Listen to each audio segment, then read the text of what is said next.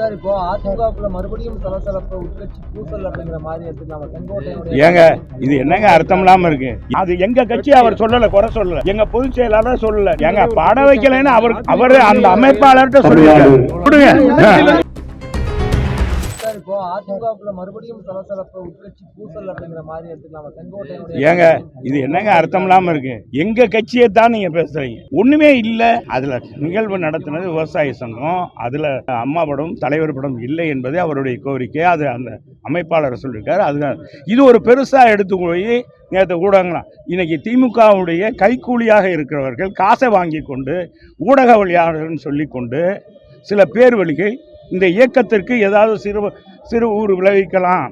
இன்னைக்கு புரட்சித் தலைவர் அம்மாவுடைய வழியில் கழகத்தை வலுவாக கொண்டு செல்கின்ற அடுத்த தமிழகத்துடைய முதலமைச்சர் எடப்பாடியார் என்ற எல்லாரும் போற்றக்கூடிய அளவுக்கு இருக்கின்ற எடப்பாடியோருடைய செல்வாக்கையும் அதிமுக செல்வாக்கையும் சிறுமைப்படுத்த வேண்டும் என்பதற்காக இன்றைக்கு போட்டி போட்டு கொண்டு பேசுகிறீர்கள். என்ன நியாயம்?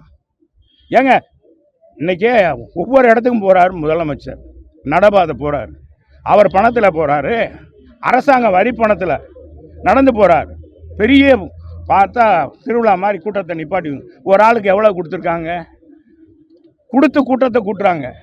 எங்கள் எடப்பாடியாருக்கு விவசாயிகள் அத்திக்கடவு அவிநாசி திட்டத்தை பல்லாண்டு காலமாக ஏறத்தாழ சொன்னால் ஒரு 100 ஆண்டு காலமாக அதற்காக அந்த பகுதி மக்கள் வாழிக்கொண்டு இருக்கிறார்கள்.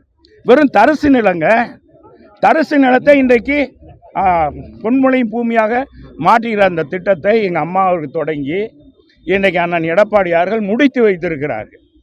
இதில் காலதாமதப்படுத்தி இந்த அரசாங்கம் வந்ததிலிருந்து ஒரு 10% பணிகளை நிறைவேற்றுக்கு வேணுன்றே காலதாமதம் பண்ணி செய்ததை அந்த விவசாயிகளே ஏற்றுக்கொள்ளவில்லை. இதுக்கு முழு காரணம் அண்ணன் எடப்பாடியார் என்பதை லட்சக்கணக்கான விவசாயிகள் கூடிவிட்டார்கள். ஒரு காலத்தில் விவசாய சங்கம்னா நாராயணசாமி அவர்கள் இருப்பார்கள். அவருக்கு தான் பச்சை துண்டை பார்த்தா எங்கே பார்த்தாலும் பச்சை துண்டு இருக்கும். தலைவர் காலத்தில் தலைவரே ஒரு காலத்தில் அவரை பார்த்து பயந்தார், மிரண்டார். அந்த காலத்துக்கு பிறகு இன்றைக்கு ஒட்டுமொத்த விவசாயிகளுடைய இன்றைக்கு கோவை மண்டலத்துடைய நம்பிக்கை நட்சத்திரமாகவும் அதே மாதிரி தஞ்சை மண்டலத்தை இன்றைக்கி வேளாண் மண்டலமாக அறிவித்து அந்த பகுதியில் கொஞ்சம் கூட என்றைக்குமே எந்த காலத்திலையுமே அங்கே எந்த தொழிற்சாலையோ அல்லது விவசாயத்தை பாதிக்கக்கூடிய வகையிலோ எந்த ஒரு கனிம வளம் எடுக்கிறதோ எதுவும் நடக்காது என்ற திட்டத்தை கொண்டு வந்து நிறைவேற்றி காவிரி காப்பாளர் என்ற பெயரை பெற்ற காவிரியின் உரிமையை பெற்றுக் கொடுத்தவர் எங்கள் அண்ணன் எடப்பாடியார்.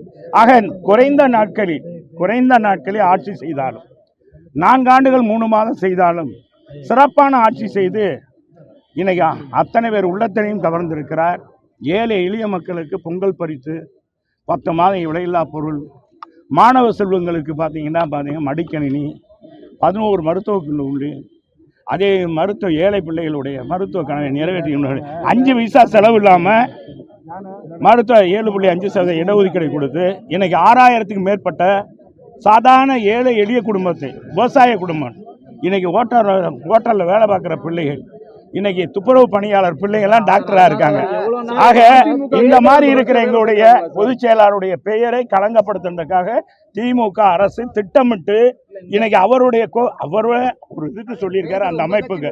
அதைத்தான் அது எங்க கட்சி அவர் சொல்லல, குறை சொல்லல, எங்க பொதுச் செயலாளர் சொல்லல. நீங்க நல்லா புரிஞ்சுக்கணும். எங்க படம் வைக்கலன்னு அவரு அந்த அமைப்பாளர்கிட்ட சொல்லியிருக்காரு. நீங்க தேவையில்லாத சொல்லக்கூடாது. அமைப்பாளர்கிட்ட சொல்லியிருக்காரு, எங்க அண்ணன்கிட்ட சொல்லல.